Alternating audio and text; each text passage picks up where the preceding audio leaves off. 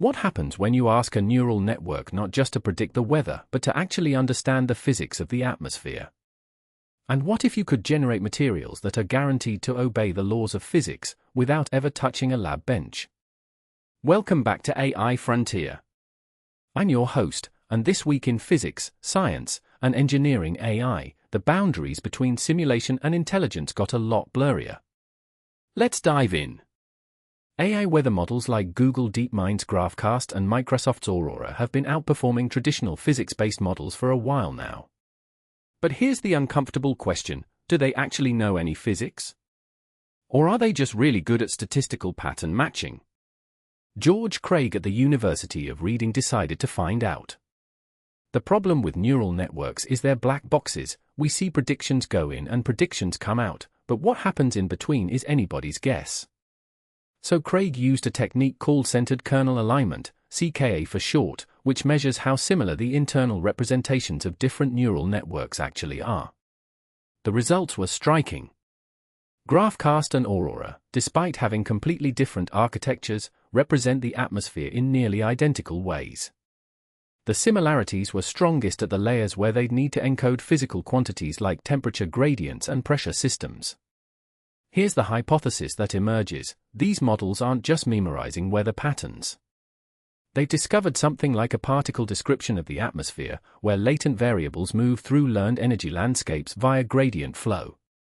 In other words, they reinvented a form of physics simulation from pure data. This is huge.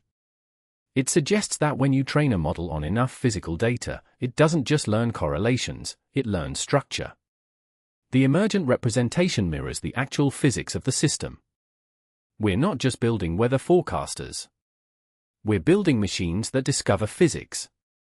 Next up, let's talk about building physics into the architecture itself, rather than hoping it emerges. A new architecture called NHODE, Neural Hamiltonian ODE, combines two powerful ideas. First, Hamiltonian neural networks, which impose energy conservation by construction. If you want a model that respects the laws of physics, bake those laws into the math. Second, neural ordinary differential equations, which give you flexible loss functions on the observed variables. The team tested NHODE on everything from linear oscillators, basic mass on a spring stuff, all the way to the infamous chaotic three-body problem.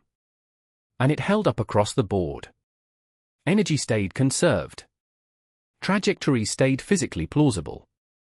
The model didn't just learn the training data, it learned the dynamics. Separately, and this one is wild, researchers built what they call a creator-inspector system. Two LLM agents working together to generate novel crystalline materials. The creator proposes candidate crystal structures. The inspector checks them against physical constraints. If they fail, back to the drawing board. Here's the headline: a single Claude Opus model achieved 91% physics compliance on its own. The two-agent creator-inspector system? 100%. Every single generated material satisfied the laws of physics. Now, 91% is already impressive for a general-purpose LLM doing materials science. But that last 9%, those are the edge cases where subtle violations creep in. By having one agent generate and a second agent verify, you catch those edge cases before they ever become experimental dead ends. This is a genuinely practical model for AI-driven discovery: generate broadly, verify strictly, iterate fast. Finally, two stories about reconstruction, seeing what you can't directly observe. First, researchers reformulated fluid flow reconstruction as a sequence-to-sequence problem. You know how language models predict the next word in a sentence. Same idea, but instead of words, they're predicting velocity fields from sparse sensor measurements. The result: competitive accuracy from less than 10% of the observation data. And second, neural operator surrogates for nuclear reactor digital twins. This is the kind of work that keeps your lights on. Researchers used a multi-scale LDPONet to capture vortex dynamics in reactor cooling systems, and Fourier neural operators to predict mean flow behavior. The goal? Real-time digital twins that can simulate reactor conditions faster than real physics allows, critical for safety monitoring and operational optimization. If you're running a nuclear reactor, you don't want to wait hours for a CFD simulation when conditions change. You want answers in seconds. These neural surrogates are making that possible. Here's the through line for this week: AI for science is shifting from "can it predict" to "does it understand?" The weather models are developing internal physics representations. The NHODE architecture bakes physics in from the start. The creator-inspector system guarantees compliance. The flow reconstruction reads hidden dynamics from sparse data. We're not just automating science anymore.